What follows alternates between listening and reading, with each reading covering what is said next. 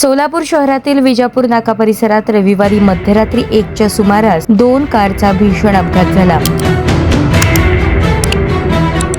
या अपघातात काही जण जखमी झाल्याची प्राथमिक माहिती समोर येत असून सुदैवाने कोणतीही जीवितहानी झालेली नाही.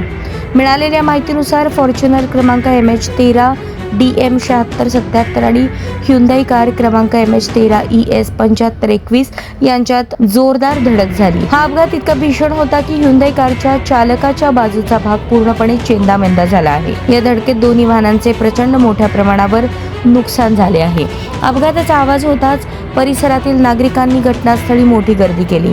स्थानिक नागरिकांनी प्रसंगावधान राखून तातडीने मदतकार्य सुरू केले आणि वाहनात अडकलेल्या जखमींना बाहेर काढले. मध्यरात्रीच्या वेळेस झालेल्या या अपघातामुळे विजापूर नाका परिसर काही काळ हादरून गेला होता. हा अपघात नेमका कशामुळे झाला, यात चूक कुणाची होती याबाबत उशिरापर्यंत स्पष्ट माहिती मिळू शकलेली नाही. मात्र घटनास्थळावरील दृश्य आणि गाड्यांची झालेली अवस्था पाहून हा अपघात किती गंभीर होता याची कल्पना येत आहे.